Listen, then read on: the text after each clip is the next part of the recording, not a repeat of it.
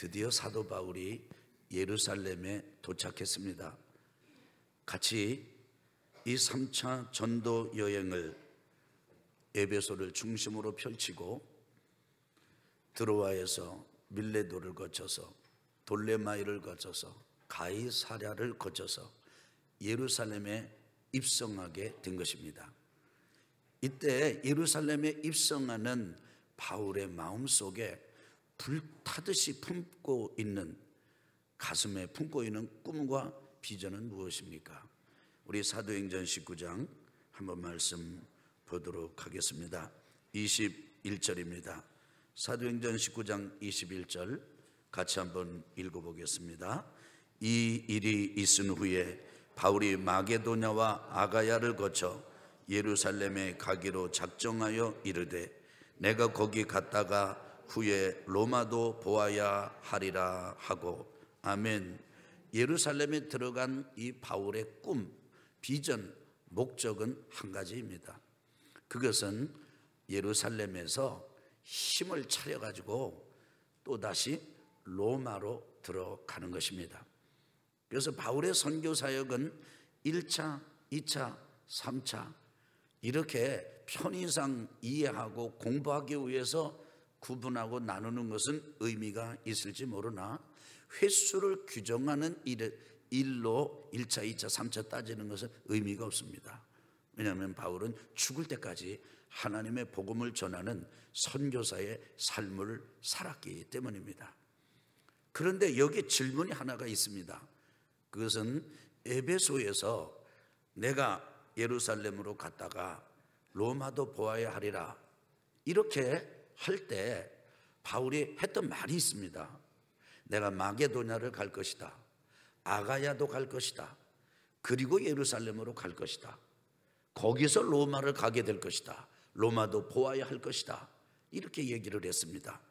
근데 여러분, 이 에베소는 갈라디아 지역 위에 소위 성경에서 말하는 소아시아 지역의 중심에 있는 도시입니다. 그런데 에베소에서 예루살렘으로 그냥 가는 것도 그렇지만 마게도냐를 거쳐서 아가야를 거쳐서 예루살렘으로 간다, 그리고 로마로 간다, 그러면요 에베소에서 또다시 배 타고 마게도냐로 가고, 그런 마게도냐와 아가야 지방을 돌아볼 때요 그 옆이 로마예요. 그 옆이 목적지라고요. 그런데 굳이 에베소에서 마게도냐, 로마 옆까지 갔다가 그 밑에 아가야까지 돌다가 또다시 멀찍이 예루살렘으로 왔다가 거기서 또다시 먼 곳 로마로 간다? 이것은 아주 매우 비현실적인 그런 이 진로 그리고 이 노선입니다. 근데 왜 그렇게 비상식적이고 맞지 않는 그런 루트를 정해서 그냥 에베소에서 마게도냐, 아가야에서 쏙 로마로 들어가면 될 것을 굳이 예루살렘으로 갔을까? 거기에는 이유가 있습니다. 바울이 이런 꿈과 이런 비전을 가지고 바울은 로마로 복음을 전하러 들어가는 데 있어서 지금까지 전도하고 지금까지 세운 모든 교회에 아주 에너지를 전부 모아가지고 힘을 모아가지고 로마를 복음으로 공략하려는 그런 뜻을 가지고 있었기 때문입니다. 그러다 보니까 여러분 생각해 보세요. 예루살렘 교회가 있습니다. 안디옥 교회가 있습니다. 저 갈라디아 지역의 교회가 있습니다. 아시아 지역의 교회가 있습니다. 마게도냐와 아가야 지방의 교회가 있습니다. 그런데 그 교회들은 그리스도 예수는 그리스도라고 신앙을 고백한다는 점에서는 같지만 언어가 다르고 문화가 다르고 나라가 다르고 통치가 다릅니다. 그런 아주 신앙 고백은 같지만은 매우 달라요. 그런데 누가 이렇게 복음을 전했습니까? 바울과 그 일행이 전했습니다. 다른 이 지역 교회를 하나로 묶을 수 있는 사람, 하나로 엮어낼 수 있는 사람, 이것은 바울과 함께하는 일행밖에는 없었습니다. 그런데 바울은 그들과 함께 모든 교회를 예루살렘 교회, 그 복음의 교회의 출발지였던 예루살렘 교회와 함께 연합을 해서 그리고 그 힘으로 다시 로마로 들어가려고 하는 꿈을 꾸었던 것입니다. 그런데 이 로마에 막상 도착해 보니까, 이 예루살렘에 막상 도착해 보니까 상황이 간단치가 않습니다. 오늘 이제 본문 말씀을 좀 보도록 하겠습니다. 17절입니다. 예루살렘에 이르니 형제들이 우리를 기꺼이 영접하거늘. 여기까지는 별 문제 없어요. 그 이튿날 바울이 우리와 함께 야고보에게로 들어가니 장로들도 다 있더라. 여러분, 여기 보니까 예루살렘의 교회 성도들의 환영을 받았습니다. 그리고 이튿날 하루가 지나고 난 다음에 이 바울 일행은 야고보를 찾아갔습니다. 여러분, 여기 야고보는 사도 야고보가 아닙니다. 사도 야고보는 이미 사도행전 12장에 헤롯에 의해서 순교를 당했습니다. 그 스토리 잘 아시죠? 야고보를 죽였더니 사람들이 막 환호하고 즐거워했습니다. 그래서 헤롯이 야, 이거 봐라, 이거 사람들 인기를 얻을 수 있겠다, 하나 더 죽이면. 그래서 또 잡아 죽이려고 가뒀던 사람이 베드로였습니다. 하나님의 특별한 섭리에 의해서 풀려나게 되고 이제 헤롯의 그 칼날로부터 피하게 되지요. 그때 사도 야고보는 이미 순교를 당했습니다. 여기 남아있는 예루살렘 교회 지도자로서 장로들과 함께 이 지도력을 행사하고 있는 야고보는 누굽니까? 예수님의 형제 야고보입니다. 여러분, 예수님의 형제 야고보는 예수님 이렇게 육친으로 형제로 태어났지만은 예수님을 믿었던 사람이 아니에요. 인정했던 사람이 아닙니다. 형제들은 이 예수님 보고 미쳤다고 얘기했습니다. 뿐만 아닙니다. 당신이 큰 일을 하려면은 그 갈릴리 시골에 있을 게 뭡니까? 저 큰 도시 대처로 나가야 아주 좀 큰 일을 할 수 있지. 이렇게 말하는 아주 지극히 세속적이고 그리고 이 세상에 속한 사람이었습니다. 그런데 예수님께서 십자가 지시고 그리고 죽은 자 가운데서 부활하시고 승천하시고 이런 과정을 통해서 누구보다도 곁에서 지켜보았던 이 동생 야고보는 완전히 거듭나 하나님의 자녀가 되었습니다. 그리고 지금은 예루살렘 교회의 지도자가 되어 있는 거예요. 그 지도자를 찾아가서 낱낱이 19절 바울이 무난하고 하나님이 자기의 사역으로 말미암아 이방 가운데서 하신 일을 낱낱이 말하니 아주 상세하게 보고합니다. 아주 세밀하게 얘기합니다. 아주 했던 일, 일어난 일, 어떻게 또 역사가 일어난 일, 어떤 반대를 받았던 일, 이런 일들 뿐만 아니라 왜 우리가 다시 예루살렘으로 오게 되었는가, 이것에 대해서도 상세하게 얘기를 해줬습니다. 20절 우리 같이 읽어보겠습니다. 그들이 듣고 하나님께 영광을 돌리고 바울더러 이르되 형제여, 그대도 보는 바에 유대인 중에 믿는 자 수만 명이 있으니 다 율법의 열성을 가진 자라. 21절 내가 이방에 있는 모든 유대인을 가르치되 모세를 배반하고 아들들에게 할례를 행하지 말고 또 관습을 지키지 말라 한담을 그들이 들었도다. 22절입니다. 그러면 어찌할꼬 그들이 필연 그대가 온 것을 들으리니. 야고보가 이렇게 선교 보고를 듣고요, 장로들과 함께 온 교회 예루살렘 그 리더십 그룹과 함께 하나님께 영광을 돌려드리고는, 여기 그런 말은 나와 있지 않지만은, 그런 장면, 그런 설명은 나와 있지 않지만 야고보가 근심된 빛으로 바울 형제 어떻게 하면 좋습니까? 아마 이렇게 말했을 거예요. 유대인 중에서 예수 믿는 사람, 주이시 크리스찬 수만 명 있습니다. 그런데 큰일 났습니다. 이 사람들이 당신에 대해서 오해가 단단합니다. 당신 바울이 다니면서 유대인들에게 모세를 무시하고 율법을 부정하고 이렇게 한다고 이 사람들이 알고 있습니다. 이거 어떻게 하면 좋습니까? 그런데 이렇게 한번 필시 지금 당신이 여기 들어온 거 그 사람들 이미 다 알고 있을 겁니다. 보니까요, 와서 보니까 바울은 예루살렘으로 올 때 예루살렘에 화관을 기대하고 오지 않았습니다. 환호를 기대하고 오지 않았습니다. 열광적인 지지를 기대하고 오지 않았습니다. 이렇게 말했습니다. 성령의 매임을 받아 내가 예루살렘으로 간다. 환난과 결박이 기다리고 있지만은 그러나 나는 성령의 매임을 받아서 간다. 여러분, 바울이 여기 이렇게 예루살렘으로 올 때 밀레데에서 에베소 교회 장로들과 헤어지는 장면을 보셨습니까? 그들은 마지막이다, 더 이상은 더 볼 수 없다, 이렇게 생각하고 그 해변에서 무릎을 꿇고 기도하면서 끌어안고 울면서 헤어졌습니다. 그때 이 밀레도에 모였던 에베소 장로들이, 그 에베소 교회 리더들이 바울 보고 안 가면 안 됩니까? 분명히 그렇게 말했을 것입니다. 가이사랴에 또 빌립 집에서 머물게 되었을 때 거기서 아가보라고 하는 선지자를 만났습니다. 예언자를 만났습니다. 이 아가보가 바울 허리띠를 가지고 자기 몸을 묶으면서 이 띠의 임자가 저 예루살렘에 들어가면 이렇게 묶이게 될 것입니다, 경고했습니다. 아주 가는 곳마다 형제들이 막았어요. 예루살렘 가지 말라고 말렸습니다. 그러니까 예루살렘에 들어가면 꽃다발보다는, 아주 열광적인 지지보다는 역경과 환난과 결박이 기다리고 있다는 것을 알았습니다. 그런데 가서 막상 부닥쳐 보니까 현실은 예상했던 것보다 훨씬 더 심각했습니다.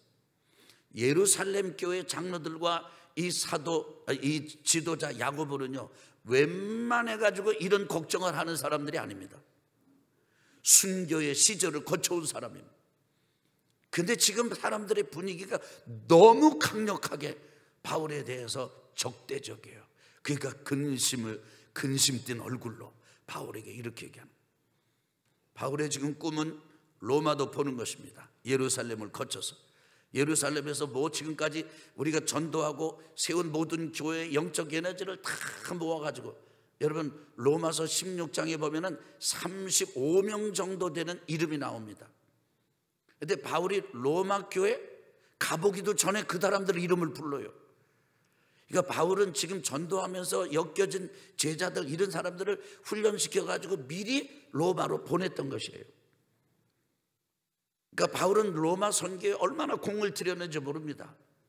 그래서 로마도 보아야 하리라, 로마에도 내가 전도할 것이야, 로마에 내가 선교할 거야, 이것이 바울의 꿈, 비전, 목적이었습니다. 그러나 현실은 차갑고 현실은 생각보다 훨씬 적대적이었습니다. 이 장면을 저는 이렇게 표현해 보았습니다. 한번 해봅시다. 꿈과 현실이 충돌할 때. 그래서 오늘 말씀의 제목이 꿈과 현실이 충돌할 때예요. 시적이에요. 여러분, 사람은요 다 꿈이 있어요. 큰 꿈, 작은 꿈, 나름대로. 다른 사람이 좀 이렇게 비중 있게 안 봐줘도 자기가 가지고 있는 그 꿈은 자기에게는 의미가 있어요.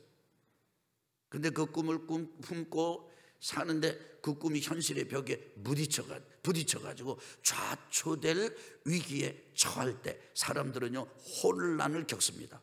혼돈에 빠집니다. 무엇을 어디에서 어떻게 해야 될지 모를 때가 많습니다. 마치 길을 잃어버린 사람처럼 될 때가 있어요. 살면서 혼돈스러움과 혼돈은 어느 때 오는가? 내가 어디서부터 시작을 해야 되지? 뭘 해야 되지? 어떻게 해야 되지? 이 난국을 어떻게 돌파해야 되지? 이런 순간에 우리는요 굉장히 혼돈을 겪습니다. 여러분, 이게 혼란스러울 때, 혼돈스러울 때는요 뭔가 하는 게 아니에요. 여러분, 여행을 다녀보셨습니까? 여행을 가서 이제 그 가이드가, 제가 이제부터 며칠 여러분을 인도하고 안내할 가이드입니다. 주의사항을 드리겠습니다. 여러분이 앞으로 여행을 하는 중에 혹시 어디 돌아보다가 길을 잃어버리셨거든, 절대로 움직여서 딴 데로 길을 찾아다니지 마십시오. 그냥 그 자리에 가만히 계시면 제가 여러분을 찾아가겠습니다. 이렇게 가이드하는 것을 들으신 기억이 나실 거예요. 왜 그래요? 지금 어떻게 해야 될지 몰라, 어디로 가야 될지 몰라, 길을 잃었어요. 그때 사람들은요 본능적으로 허우적거려요. 본능적으로 뭔가 하지 않으면 불안해서 견디지 못합니다. 뭔가 막 해야 돼요. 근데 여러분 아십니까? 그때는 가만히 있는 게 잘 되는 길이에요. 할 때가 있고 멈출 때가 있어요. 안 할 때가 있어요. 따라해봐요. 할 때가 있고 안 할 때가 있다. 한 번만 더 해보세요. 우리의 몸도 깨우면서 움직일 때가 있고 멈출 때가 있다. 혼돈스러울 때는요 안 하는 게 좋은 거예요. 결정을 안 하는 게 좋은 거예요. 생각해 보세요. 목적지가 불분명합니다. 뭐를 해야 될지도 모릅니다. 어떻게 해야 될지도 모릅니다. 어디에서부터 시작해야 될지도 모릅니다. 어디부터 손을 대야 될지도 모르겠어요.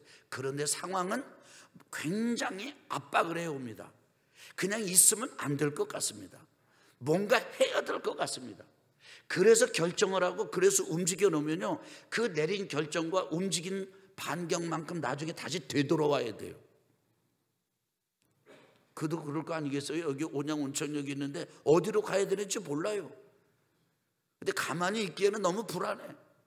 그러니까 멈춰 있지 못해요. 그러니까 막 움직여요. 천안 쪽으로도 움직이고 막 저 은봉 쪽으로도 움직여요. 그 나중에 방향이 정해지면 간 만큼 되돌아와야 돼요. 여러분 꿈과 현실이 충돌할 때는요 멈추는 게 필요해요. 아무것도 안 하고 가만히 있는 게 필요해요. 어느 때까지요? 그때 중요합니다. 그때 따라합시다. 주님과 함께. 우리 세게 합시다. 주님과 함께. 말씀과 함께. 머무는 거예요. 딱 멈추는 거예요. 여러분 멈추고 머물러 있는 것만큼 힘든 게 없어요. 차라리 뭔가 막 하는 게 오히려 더 편할 때가 있어요. 그런데요 스톱. 그냥 가만히 있어라. 근데 그냥 자기 자신과 함께만 있으면 안 됩니다. 자기를 막 욱죄는 환경과 여건하고만 함께 보면서 막 흔들리면 안 됩니다. 여기 물결을 바라보고 태풍 바라보고 막 바람 바라보고 막 이 바람 소리 듣고 이렇게 압도당하면 안 됩니다. 그때 주님과 함께 말씀과 함께 하면서 하나님 제가 지금 뭘 해야 될지 모르겠어요. 제가 너무 지금 혼돈스럽습니다. 내게 왜 이런 일이 생기지요? 그런데 지금 제가 뭔가 하지 않고는 불안해서 견딜 수가 없습니다. 뭔가 막 해야 될 것 같습니다. 그런데 아버지 앞에 제가 머물겠습니다. 여러분과 하나님 그때 냉큼 아들아 하루만 기다려라 이렇게 말씀하시면 얼마나 좋아요. 근데 하나님 그때 침묵하셔. 아무 말씀도 안 하셔. 막 속이 타막. 따라합시다. 그래도 따라해봐요. 그래도 기다려야 된다. 멈춰야 한다. 하나님 너무 답답합니다. 하나님 너무 답답합니다. 도대체 뭘 어떻게 하라는 말씀입니까? 제 이런 안타까운 현실은 상황은 안 돌아보시는 겁니까? 도대체 왜 그렇게 침묵하십니까?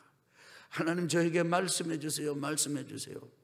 예배드리고 기도하고 그리고 함께 교제하면서 그러나 뭔가 지금 방향이 정해지지 않는 그 칠흑 같은 터널 같은 그 시간 여러분 그때 버텨야 됩니다. 그때 견뎌야 됩니다. 그런데요 참 신기해요. 여러분 제 얘기 들어보세요. 진짜 신기해요. 이게 뭔가 아무것도 안 되는 것 같지만은 그러나 주님과 함께 말씀과 함께 이렇게 예배드리고 기도하고 또 교제 나누고 하나님 앞에 신앙생활하면서 이렇게 기다리다 보면요 어느 순간에 하나님께서 나에게 말씀하시는 것을 느낄 때가 있어요. 여러분 이런 느낌 아세요? 제가요 지난주 금요일 새벽 예배 마치고요 은혜를 듬뿍 받았어요. 금요일 새벽 예배 마치고는 우리 세 가족 형제님들이랑 셀 모임을 하면서 신앙 양육하는 그런 일을 합니다. 1년 동안 이제 형제님 몇 분하고 이렇게 신앙 양육을 하는 기간을 가졌습니다. 깨달은 게 있어요. 진도가 매우 느려요. 그 형제님들 여기 또 예배 지금 3부 예배니까 오셨을 수도 있어요. 나 사실을 얘기하는 거예요. 그런데 지난주 금요일 새벽 예배를 마치고는요, 그 말씀을 나누는데 한 형제님이 이렇게 얘기를 하시는 거예요. 목사님, 그러면서 아주 이분이 말씀을 하시는데, 목사님이 휴가 가는 동안에, 안식하는 기간 동안에 천태석 목사님, 그분 천자는 기억하시는 뒤에 태석은 기억 못 하시더라고. 근데 그 목사님 와셔서 말씀 전하셨지 않습니까? 처음에 볼 때 그 목사님이 굉장히 수더분하게 보이시더래요. 그런데 그 목사님이 말씀을 전하고 말씀을 듣는데요, 5분 빠져들어가고 10분 빠져들어가고 말씀이 들리더라는 거예요. 근데 처음이래.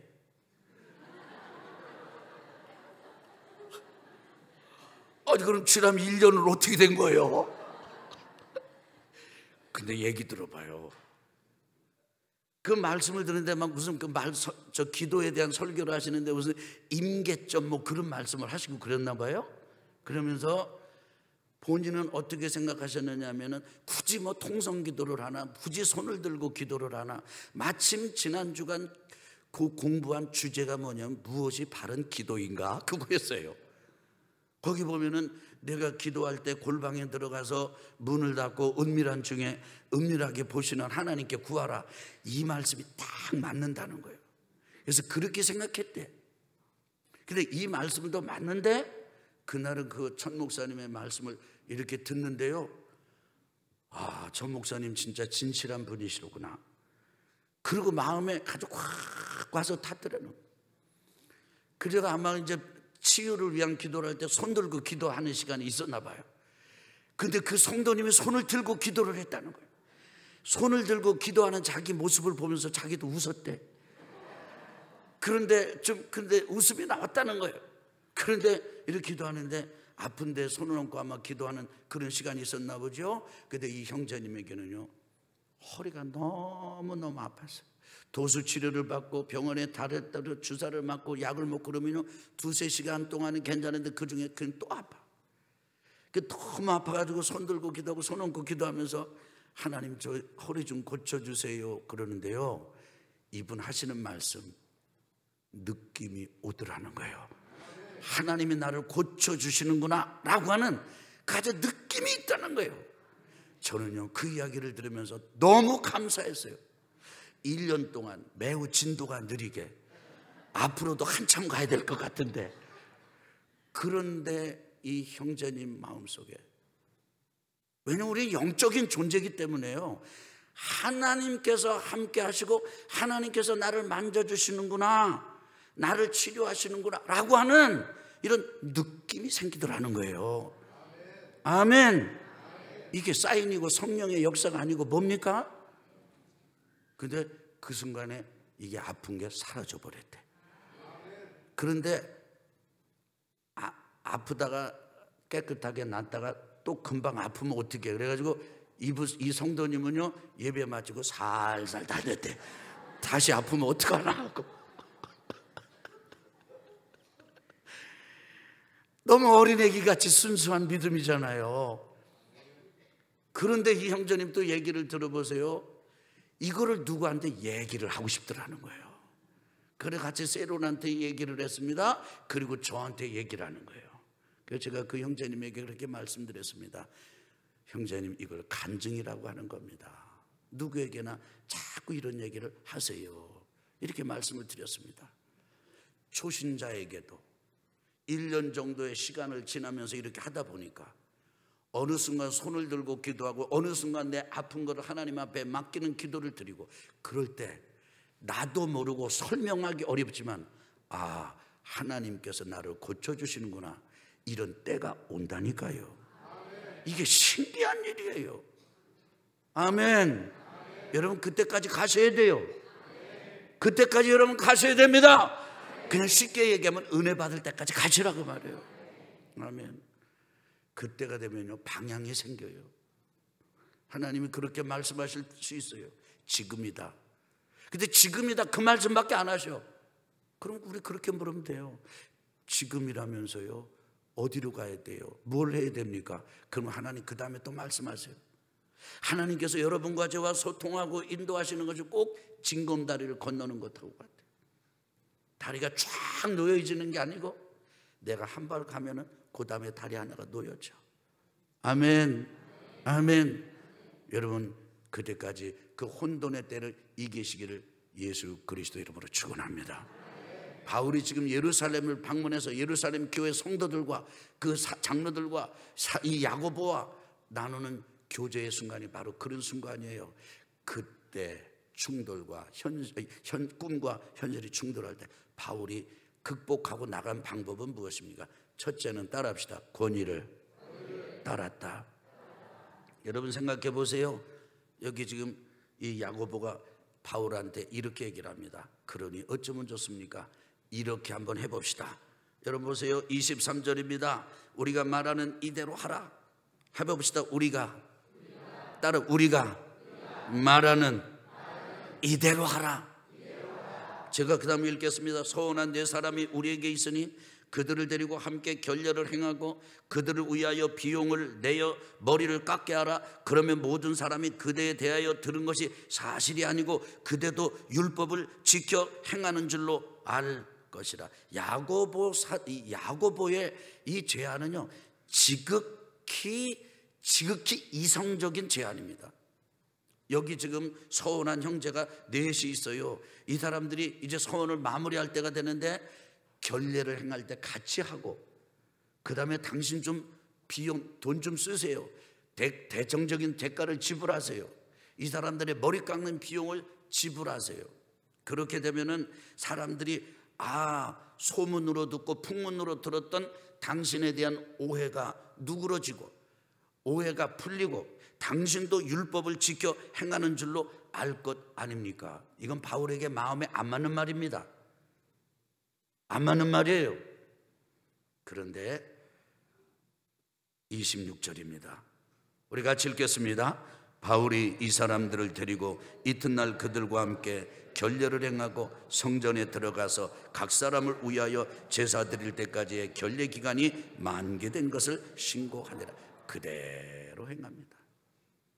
예루살렘 교회 리더십의 지도를 그대로 따릅니다. 바울이 예루살렘 교회 리더십을 인정한 것이에요. 여러분과 저에게 있어서 최고의 권위는 하나님이십니다. 그런데 지금은 권위를 좋아하는 시대가 아니에요. 누군가 권위가 있다 그러면 알러지 반응을 일으켜요. 불편하게 생각합니다. 부자유스럽게 생각합니다. 그런데 기억하십시오. 하나님의 권위를 인정하는 것은 동시에 하나님의 보호를 받는 것과 같은 것입니다. 바울은 하나님의 권위가 바로 여기 예루살렘 교회 리더들 야고보와 그 장로들을 통해서 주어진 권면이고 지시라고 생각하고 그대로 따릅니다. 사랑하는 성도 여러분, 때로는요 아내가 우리의 권위자가 될 수 있어요. 때로는 남편이 우리의 권위자가 될 수 있어요. 여러분 아세요? 어느 때는요 자녀가 우리의 권위자가 될 수가 있어요.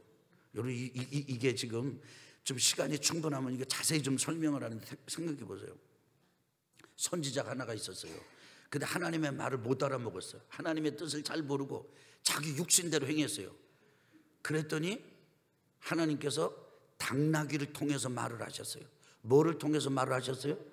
나귀를 통해서 말씀하셨어요. 그러면 그 순간만큼은 하나님의 권위가 누구를 통해서 주어졌어요?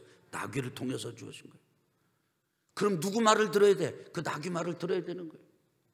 일반적이고 상식적으로 이 질서 체계에 있는 권위도 있습니다. 그 권위도 여러분이 소중하게 여기십시오. 그런데 그 순간 여러분 이건 따라합시다. 듣는 사람이 듣는다. 그래서 예수님은 이렇게 말씀하셨어요.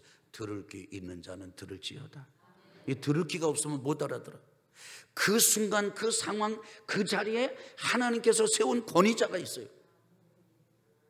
그 말을 듣는 것, 그 권위를 인정하고 따르는 것, 이것이 현실, 꿈과 현실이 충돌할 때 극복해가는 첫 번째 은혜의 수단인 줄 믿으시기를 바랍니다. 이건 요 하나만 가지고도 설명할 게 많은데 일단 여러분 이렇게 들어보세요. 두 번째로는요 권리와 고난을 다 활용했습니다. 지금 저 야고보가 이렇게 얘기해서 이제 가서 결례를 행하거든요. 결례를 행하는 기간이 7일 걸렸어요. 근데 7일을 걸려가지고 그 결례를 하고 돈 대가지고 머리 깎아가지고 다 이렇게 했는데 사람들, 유대인들의 반응이 누구로 떨어진 게 아니에요. 오히려 오해가 더 커졌어요. 오히려 착각이 더 커져가지고 그냥 아수라장이 돼버리고 말았어요. 에베소 교회에서 바울이 전도해가지고 기른 일꾼이 드로비모입니다. 드로비모를 예루살렘으로 갈 때 바울이 같이 데리고 왔어요. 그러니까 바울이 같이 다녔어요. 그래서 유대 사람들이 어떻게 생각하냐면 바울이 결례를 행하는 이 사람들하고 일행이 돼서 성전에 들어갔는데 그 유대인들은 이 사람들이 아니라, 유대인이 아니라 에베소 출신 이방인 드로비모를 데리고 왔다고 착각을 한 거예요. 오해를 한 거예요. 그러니까 이 사람들이 그걸 보고요, 사도 바울을 노려보고 있다가 와서 우리를 도와주시오. 저 사람이 지금 모세의 율법을 아주 부정하고 그 다음에 예루살렘 성전을 더럽혔습니다. 저 드로비모 이방인을 데리고 들어왔습니다. 안 데리고 들어간 거예요. 그렇게 오해를 하고 착각이 일어난 겁니다. 야고보의 말을 따랐더니 통한 게 아니고 안 통했어요. 상황이 더 급박해졌어요. 더 악화졌어요. 사람들의 마음이 누그러진 게 아니라 완전히 또 뒤집어져 버리고 말이에요. 그래서 그냥 바울을 마치 찢을 듯이 데리고 나서 성 밖으로 끌고 나갑니다. 문을 탁탁 닫고 그냥 마치 문 닫힌 게 뭐예요? 눈 가리는 모습이 연상되지 않습니까? 그리고 바울을 죽일 참입니다. 근데 그 소식이 천부장, 치안을 담당하는 그런 천부장에게 소식이 들어갔어요. 천부장이 이런 자기가 책임진 지역 안에서 살인사건이 난다든지 이러면 사건이 안 되잖아요. 이게 그냥 쫓아와가지고 와서 보니까 사람들이 사람 하나를 잡아 지금 죽일 듯이 지금 괴롭히고 있는 거예요. 그러니까 우선 범인, 저 사람 범인인 게 틀림없다. 쇠사슬로 묶어라. 묶어놔서 바울을. 그리고는 사람들한테 묻습니다. 이 사람 누구냐? 이 사람이 이렇게 맞아 죽을 일을 한 게 뭐냐? 근데 사람들이 막 소리는 지르고 죽여라, 없애라, 제거해라 이렇게는 하는데 누군지도 잘 몰라. 무슨 잘못한 일을 하는지도 잘 몰라요. 천부장 자기도 이 사람이 누군지 몰라요. 그러니까 이 사람 데리고 저 영내로 데려가라. 격리시키도록 명령을 내립니다. 병사들이, 천부장의 부하 병사들이 지금 바울을 데리고 영내로 들어갑니다. 끌고 들어갑니다. 그래서 사람들이 막 쫓아와서 바울을 죽이려고 그 틈에도 막 주먹질을 하고 막 이렇게 하는 겁니다. 층계를 올라가는 데는요 그냥 걸어갈 수가 없어서 병사들이 바울을 들러 메고 갑니다. 들쳐 업고 갑니다. 그런 상황이 되면 여러분 어떻겠어요? 무슨 정신이 있겠어요? 그런 상황에서 빠져나가고 목숨 하나 부지하면 이거 뭐 그냥 괜찮은 상황 아니겠어요? 근데 그때 마치 바울은요 냉정하고 차분한 사람이 된 것처럼 천부장에게 묻습니다. 내가 말 좀 할 수 있겠습니까? 헬라 말로. 천부장이 깜짝 놀랍니다. 이 죄수가 헬라 말을 다 하다니. 예를 들어서 한국 사람이 중국말 혹은 일본말 혹은 영어, 이게 그런 행정 책임자의 그 말로 그냥 유창하게 말을 한 거예요. 깜짝 놀랐어요. 나는 길리기아 다소 사람, 다소 출신입니다. 나는 시골뜨기가 아니에요. 딱 합니다. 말을 할 수 있는 능력, 그리고 자기가 다소 시민, 다소 출신이라고 하는 시민. 여기 지금 22장으로 건너가게 되면 이 천부장에게 뭐라고 하냐? 나는 로마 시민입니다. 로마 시민이라고 하는 권한, 권리, 이것을 있는 그대로 활용합니다. 여러분 잘 들어보세요. 바울은요 하나님께 굴복했지 마귀에게 굴복하지 않았습니다. 마귀에게는 강력하게 대적했습니다. 우리 하나님의 자녀들은 하나님께 순종하고 하나님께 굴복하는 것이지 마귀에게 굴복하는 사람이 아니에요. 내가 나를 학대하는 사람이 아니에요. 다른 사람이 나를 학대하도록 놔두는 것도 아니에요. 하나님이 딱 때를 주시면, 기회를 주시면, 하나님이 우리에게 주신 고난이 있고 하나님이 우리에게 주신 힘이 있다면 그걸 사용하는 것입니다. 예수님의 이름의 권세를 사용하는 것입니다. 아멘. 그래서 꿈과 현실이 충돌할 때 하나님을 향해서는 순종하고 어둠의 세력을 향해서는 따라합시다. 예수님의 이름으로 명하노니 어둠아 잠잠하라. 따라합시다. 죽음아 잠잠하라. 강력하게 대적하면서 하나님께서 우리에게 주신 영적 자원을 활용하면서 나가는 성도가 되어야 될 줄로 믿습니다. 세 번째로는요, 권면을 잃지 않았습니다. 뭐를 잃지 않았다고요? 제가 이제 이 권면이라는 말은 사실은 전도의 전도. 그래서 이게 이제 그냥 이게 외우기 좋으라고 한번 해볼까요? 권위, 따라해. 권위, 권리, 권면. 헬라 말로 이렇게 얘기하니까 천부장이 깜짝 놀라가지고 아 이게 어떻게 된 거냐 이렇게 묻습니다. 혹시 너 이집트 사람이냐? 너 폭동 일으켰던 그 사람이냐? 그래 너 지금 이렇게 사람들한테 괴롭힘을 당하는 거냐? 바울이 그렇게 얘기하면 나는 애굽 사람 아니고 이집트 사람 아니고 나 유대인이고 나 다소 출신이고 그런데 내가 이 사람들한테 좀 말 좀 하겠다고 말 좀 할 걸 허락해 달라고. 천부장이 말해라. 그러니까요 층계 위에 서가지고 이 사도 바울이 떡하니 버티고 섭니다. 그리고 손짓을 해요. 근데 손짓을 하는 그 대상들은 전부 죽이겠다는 사람이에요. 그런데 이 장면을 보면은 바울은, 저는 이럴 때 이런 표현이 좀 우리 바울에 대해서 좀 이렇게 좀 송구스러운 표현이 될 수도 있겠지만 사람이 아닌 것 같아요. 어떻게 이렇게 흔들리지 않고 그 죽이겠다고 덤벼드는 사람 간신히 지금 천부장 부하들이 이렇게 묶여가지고 지금 영내로 들어가는 그런 상황인데 그 몸을 해가지고 층계 위에 서서 손짓을 해서 사람들이 조용하게 만드는 거예요. 그리고는 자기 간증을 해요. 여러분 지금 여러분 얼마나 감사한지 몰라요. 왜냐하면 여러분은 은혜 받기로 작정했잖아요. 결심했잖아요. 그죠? 해보실래요? 나는 은혜 받기로 작정했다. 아멘. 그게 그럼 여러분들한테 제가 말씀을 전하는 게 쉬워요. 훨씬 쉬워요. 근데 바울의 이 회중들 층계위에서 내려다보는 그 사람들은요 은혜 안 받기로 작정한 사람들이에요. 그리고는 죽이기로 작정한 사람. 그런데 나는 유대인이고 나는 베냐민 집하고 나는 저 다소에서 태어났고 나는 가말리알 문화에서 공부했고 나도 당신들하고 똑같이 하나님 믿는 일에 열심히 했던 사람이고 예수 믿는 사람을 괴롭히던 사람인데 내가 주님을 만났어요. 빛으로 임하신 주님을 만났어요. 내가 하나님을 알게 됐어요. 그 하나님이 나를 이렇게 부르셔가지고 이 말씀을 전하게 해주십니다. 이렇게 간증 설교를 합니다. 그들을 바른 길로 하나님의 나라로 인도합니다. 그래서 저는 전도의 또 다른 이름으로 권면이라고 이름을 붙였습니다. 하는 거예요. 바울의 그 권면과 그 전도, 그 간증 설교는 성공적이지 않았습니다. 다 끝나지도 않았는데 사람들이 막 소리 죽여라 죽여라. 그래서 천부장이 나중에 또 데리고 따로 들어가야 될 만큼 그들은 그야말로 극악스럽게 대적했습니다. 그럼에도 불구하고 바울은 그들에게 바른 신앙의 길을 인도하고 권면했습니다. 놀랍지요? 도대체 어떻게 이럴 수 있을까?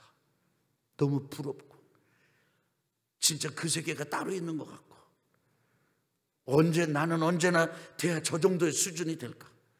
우린 전도하다가 전도지 내밀다가 혹은 권면하다가 누가 눈초리만 현찮아도 벌써 내가 쑥 들어가 버리고 뭐 이러는데 바울은 그것도 저것도 없어.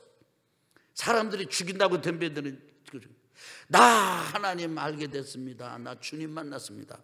간증하고 전도하는 거.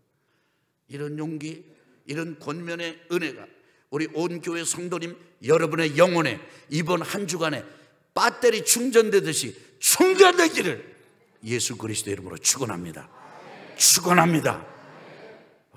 어떻게 이렇게 권위를 따르고 어떻게 이렇게 또 그 순간에 있는 권리와 권한을 활용하고 어떻게 이렇게 권면할 수 있었을까?